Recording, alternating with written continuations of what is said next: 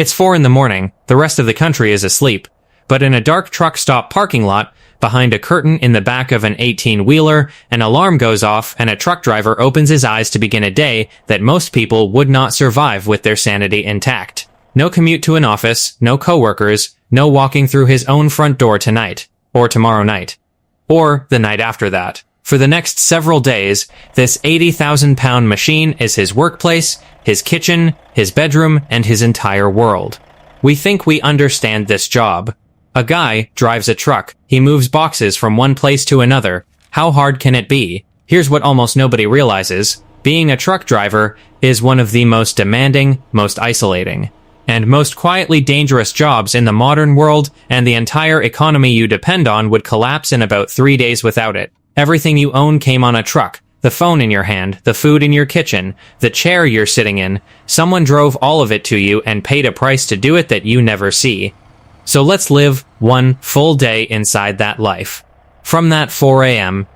alarm, through the hidden battles most people never think about, all the way to where he'll park tonight, and you'll understand why truck drivers say this isn't a job. It's a way of life that slowly takes everything else. The day doesn't start with driving, it starts with a checklist most people would find absurd. Before this truck moves a single inch, the driver has to walk around all 70-plus feet of it in the freezing dark, inspecting everything. Tires, all 18 of them, checked for pressure and damage, because a blowout at highway speed with this much weight can be catastrophic. Brakes, lights, air lines, fluid levels, the load itself, and the straps or seals holding it. This is the pre-trip inspection, and it's not optional, it's the law, and more importantly, it's the difference between a normal day and a disaster. Then comes breakfast, if there's time. And here's the first small tragedy of this life. There's no kitchen. There's no dining room. Breakfast is whatever can be made in a cab instant coffee, something heated on a small 12-volt appliance, or a gas station sandwich eaten while the engine warms up. Nutrition on the road is a genuine battle, and the statistics show it.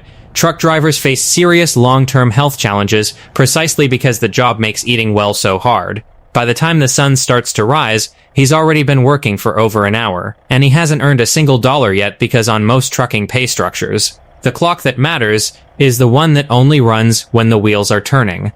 That's the first thing to understand about this life. So much of the work is invisible, unpaid, and done before anyone else is even awake. Now the engine's warm, the inspection's done, time to drive. Here's where people get it wrong. They think driving a truck is easy, you just sit there, right? Try it for 11 hours. Federal rules in the United States let a driver operate for up to 11 hours within a 14-hour daily window, after which they're legally required to stop. 11 hours of total unbroken concentration. Not the relaxed driving you do to the grocery store, half listening to the radio. This is a 70-foot vehicle that can weigh 20 times more than a car.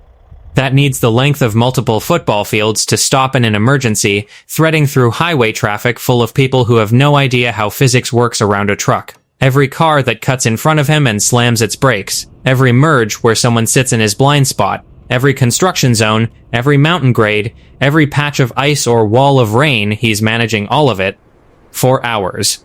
While the cars around him treat his truck like an inconvenient obstacle rather than the thing carrying everything they own. The concentration required is enormous, and it never lets up. And underneath it runs a constant, quiet math problem that never stops. The clock versus the miles. Because a driver's hours are strictly limited and electronically logged, the days of a paper logbook you could fudge are gone, replaced by a device wired into the engine that records every minute. So a driver is always calculating, do I have enough hours to reach the delivery? If I stop for food now, do I lose the daylight? If traffic holds me up, will I run out of legal driving time before I reach a safe place to park? That last question is the one that haunts this job, because finding a place to stop is a nightmare few outsiders know about, and will come back to it, because it's the crisis that ends this driver's day. For now, the miles roll by, and the isolation begins to set in. There's a part of this job no training program prepares you for, and drivers who've done it for decades say it's the hardest part of all. It's the silence. Hour after hour, alone in a cab. Day after day, away from home. Long-haul drivers can be out for weeks at a stretch, living in a space smaller than a prison cell, watching the country roll by through a windshield, sleeping in parking lots, talking to their families only through a phone screen. Think about what that actually costs. Birthdays missed, anniversaries spent at a truck stop 3 states away, children growing up in fast forward, seen in snapshots between loads, a husband or wife carrying the whole weight of home alone week after week. The driver misses the ordinary moments that make up a life dinner at the table, a kid's game, a quiet evening on the couch, and those moments don't come back. Studies of the profession consistently find high rates of loneliness, stress, and depression among long-haul drivers, and it's not hard to see why. Human beings aren't built to spend that much time alone, that far from the people they love. The job asks for a kind of endurance that has nothing to do with driving at all. And yet ask them why they keep doing it, and you'll hear something surprising. Many of them love it. The freedom of the open road. The sense of being their own boss out there, with no one looking over their shoulder. The pride of moving the things a country needs to survive. The quiet beauty of a sunrise over an empty highway that office workers will never see. It's a life of contradictions. Freedom and isolation, wrapped together so tightly you can't separate them. But there's another side to this job that isn't philosophical at all. It's physical, and it can end a career or a life in a single moment. Trucking consistently ranks among the occupations with the highest number of fatal injuries in the United States. Not because drivers are careless, the opposite. It's because the job puts a human being in a high-risk environment for tens of thousands of miles a year, and probability is relentless. Most of the danger comes from other people. A truck can't stop like a car, can't maneuver like a car, and has enormous blind spots, and the drivers around it constantly forget all three. Someone darts into the gap in front of the truck and brakes. Someone lingers exactly where the driver can't see them. Someone's asleep, or texting, or drunk at 70 miles an hour. The trucker is a professional surrounded by amateurs, and he pays for their mistakes. Then there's the weather, which doesn't care about the schedule.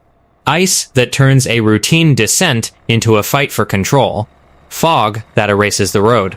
Crosswinds strong enough to push a high trailer toward the next lane. A wall of rain that drops visibility to nothing in seconds. The load has to arrive, but no delivery is worth a life, and knowing when to shut it down and wait is one of the hardest judgment calls a driver makes, often with a dispatcher and a deadline pushing the other way. And there's the toll the job takes slowly, invisibly over years, sitting for 11 hours a day, irregular sleep that wrecks the body's natural rhythm, the near impossibility of eating well or exercising on the road. Drivers face elevated rates of serious long-term health conditions, the cost of a career spent in a seat, eating what's available, sleeping when the schedule allows instead of when the body needs it. This is the hidden bill for keeping a country supplied. It's paid in the driver's health, his time, and sometimes far more, which makes what happens at the end of the day all the more absurd. The driver's legal hours are almost up. His body is exhausted. All he needs now is the simplest thing in the world, a place to park and sleep. And this is where the day becomes a genuine crisis, one most people have never heard of. There is a severe, well-documented shortage of truck parking in the United States. There are far more trucks that need to stop each night than there are legal, safe spaces to put them. So as the afternoon wears on, a second clock starts ticking inside the first one. The driver isn't just racing his delivery deadline anymore, he's racing every other exhausted driver on the same highway for the same handful of spaces. Think about the trap. Federal law says he must stop when his hours run out. That's non-negotiable, enforced by the device in his truck. But the law does not guarantee him anywhere to do it. So a veteran driver starts hunting for parking hours early, because he knows that by evening, the truck stops will be full, the rest areas will be full, and the on-ramps will be lined with rigs parked in spots that aren't really legal, because the driver had no other choice. Stop too early, and he wastes precious hours he needed for miles. Stop too late, and there's nothing left, and he's forced to either park somewhere unsafe or keep driving illegally, exhausted, breaking the very rule designed to keep him and everyone else alive. A rookie sees 2 hours left on the clock and thinks he has plenty of time. A veteran sees 2 hours left and asks how many safe parking spaces are realistically still open between here and the end of his shift. That difference is everything. Tonight, he finds a spot barely wedged into a truck stop that filled up an hour after he arrived. Others won't be so lucky. And that's the quiet, daily indignity of this job. The person who moved the economy all day has to fight. At the end of it, just for permission to sleep.